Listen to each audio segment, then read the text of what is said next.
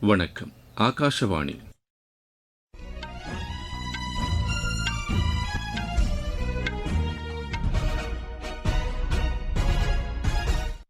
செய்திகள் வாசிப்பவர் கோபாலகிருஷ்ணன். தலைப்புச் செய்திகள். மகாவீர் ஜெயந்தியை ஒட்டி குடியரசுத் தலைவர் திருமதி திரௌபதி முர்மு நாட்டு மக்களுக்கு வாழ்த்து தெரிவித்துள்ளார். குஜராத்தில் சுமார் 20,000 கோடி ரூபாய் மதிப்பிலான பல்வேறு வளர்ச்சித் திட்டங்களுக்கு பிரதமர் திரு நரேந்திர மோடி இன்று அடிக்கல் நாட்டுகிறார். ஹரியானா, உத்தரப்பிரதேசம், கர்நாடகா ஆகிய மாநிலங்களில் பருப்பு மற்றும் எண்ணெய் வித்துக்களை குறைந்தபட்ச ஆதரவு விலையில் கொள்முதல் செய்வதற்கு மத்திய அரசு ஒப்புதல் அளித்துள்ளது. ஈரான் மீது அமெரிக்க விமானங்கள் தாக்குதல் நடத்துவதற்கு தமது வான்வெளியை பயன்படுத்த ஸ்பெயின் அனுமதி மறுத்துள்ளது. பாரா வில்வத்தை போட்டிக்கான கடந்த ஆண்டின் சிறந்த ஆட்டக்காரர் விருது இந்தியாவின் ஷீதல் தேவிக்கு அறிவிக்கப்பட்டுள்ளது. இனி விரிவான செய்திகள். மகாவீர் ஜெயந்தியை ஒட்டி குடியரசுத் தலைவர் திருமதி திரௌபதி முர்மு நாட்டு மக்களுக்கு வாழ்த்து தெரிவித்துள்ளார். இதனையொட்டி அவர் வெளியிட்டுள்ள செய்தியில், இந்த புனிதமான நாளில் அனைத்து குடிமக்களுக்கும், குறிப்பாக ஜெயின் சமூக சகோதர சகோதரிகளுக்கு வாழ்த்துக்களை தெரிவிப்பதாக குறிப்பிட்டுள்ளார்.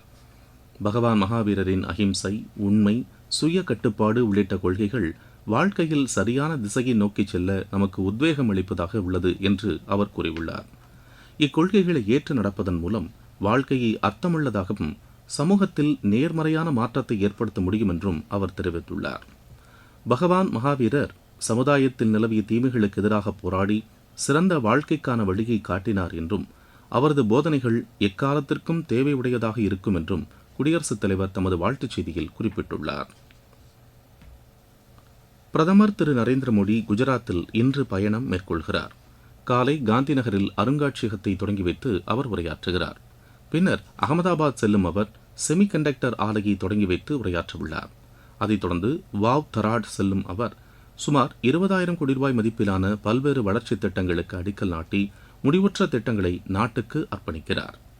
இதில் மின்சாரம், ரயில்வே, சாலை போக்குவரத்து மற்றும் நெடுஞ்சாலை, சுகாதாரம், நகர்ப்புற மேம்பாடு, பழங்குடியினர் மேம்பாடு மற்றும் ஊரகப் பகுதி மேம்பாடு உள்ளிட்ட திட்டங்கள் அடங்கும் என்று எமது செய்தியாளர் தெரிவிக்கிறார். ஹரியானா, உத்தரப்பிரதேசம், கர்நாடகா ஆகிய மாநிலங்களில் பெருமளவில் பருப்பு மற்றும் எண்ணெய் வித்துக்களை குறைந்தபட்ச ஆதரவு விலையில் கொள்முதல் செய்வதற்கான அம்மாநில அரசுகளின் பரிந்துரைகளுக்கு மத்திய வேளாண் அமைச்சர் திரு சிவராஜ் சிங் சௌஹான் ஒப்புதல் அளித்துள்ளார். இதன் மூலம் விவசாயிகள் தங்களது விளைபொருட்களை குறைந்த விலைக்கு விற்க வேண்டிய கட்டாயத்திலிருந்து விடுபடுவார்கள் என்று வேளாண் அமைச்சகம் தெரிவித்துள்ளது. மொத்தம் 11,698 கோடி ரூபாய் அளவிற்கு இம்மாநிலங்களில் பருப்பு மற்றும் எண்ணெய் வித்துக்கள் கொள்முதல் செய்யப்பட உள்ளதாக அந்த அமைச்சகம் கூறியுள்ளது. இதன் மூலம் அம்மாநிலங்களில் உள்ள லட்சக்கணக்கான விவசாயிகள் பயன்பெறுவார்கள் என்றும் உணவு மற்றும் ஊட்டச்சத்து வலுப்பெறும் என்றும் வேளாண் அமைச்சகம் தெரிவித்துள்ளது. தில்லி சர்வதேச திரைப்பட விழாவின் நிறைவு நாள் நிகழ்ச்சி நேற்று பாரத் மண்டபத்தில் நடைபெற்றது. இந்த விழா தில்லி துணைநிலை ஆளுநர் திரு தரஞ்சித் சிங் சாந்து, முதலமைச்சர் திருமதி ரேகா குப்தா ஆகியோர் முன்னிலையில் நடைபெற்றது. நிகழ்ச்சியில் பேசிய துணைநிலை ஆளுநர் திரு தரஞ்சித் சிங் சாந்து, இந்த திரைப்பட திருவிழா பொதுவான மனித உணர்வுகளையும் தொடர்புகளையும் கண்டறிய உதவியதாக குறிப்பிட்டார்.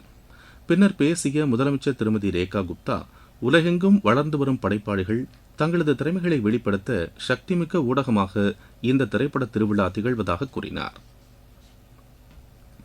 குடியரசுத் தலைவர் திருமதி திரௌபதி முர்மு பீகாரில் இன்று பயணம் மேற்கொள்கிறார். அங்கு ராஜ்கிரில் உள்ள நாலந்தா பல்கலைக்கழகத்தின் பட்டமளிப்பு விழாவில் அவர் பங்கேற்கிறார். நாளை கர்நாடக மாநிலம் தும்கூரு செல்லும் குடியரசுத் தலைவர் ஸ்ரீ சித்தகங்கா மடத்தில் டாக்டர் ஸ்ரீ ஸ்ரீ சிவகுமார மகாசுவாமிஜியின் பிறந்த தின விழாவில் கலந்து கொள்கிறார். நீங்கள் கேட்டுக்கொண்டிருப்பது ஆகாஷவாணியின் செய்தி அறிக்கை.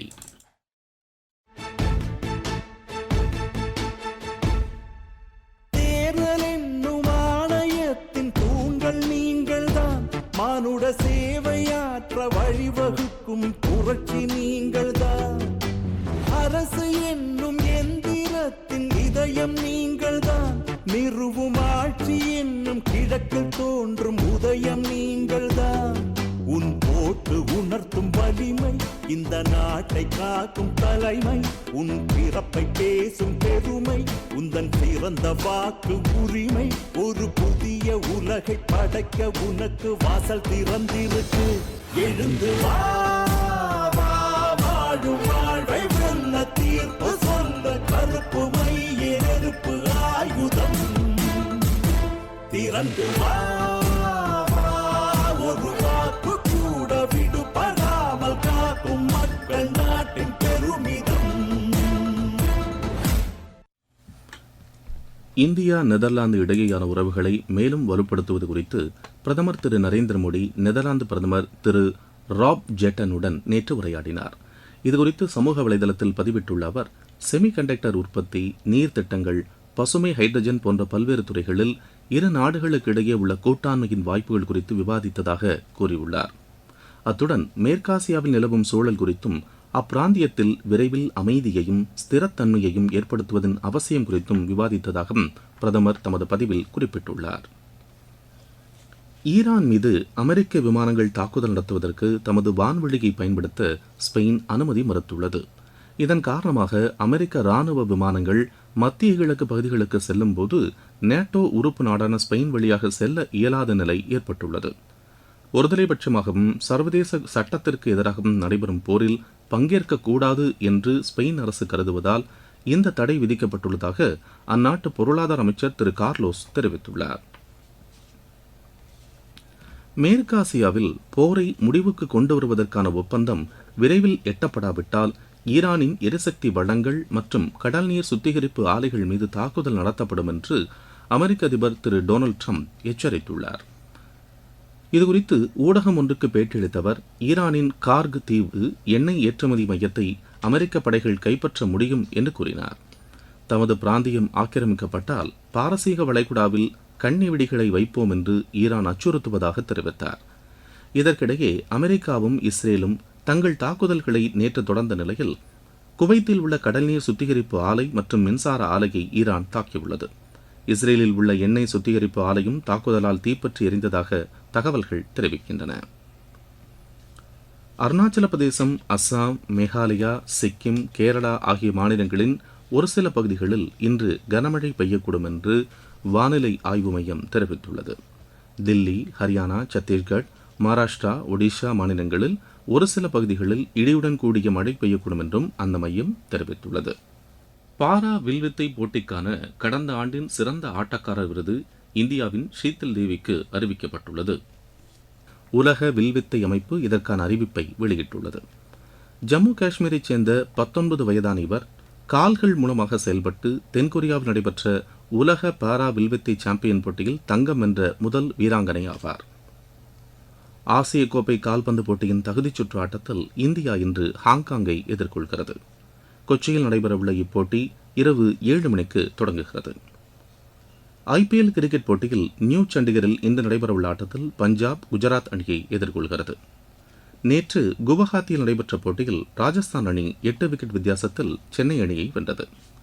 முதலில் பேட் செய்த சென்னை அணி 19.4 ஓவரில் 127 ரன்னுக்கு ஆட்டமிழந்தது. அதிகபட்சமாக ஜிமி ஓவர்டன் 43 ரன் எடுத்தார்.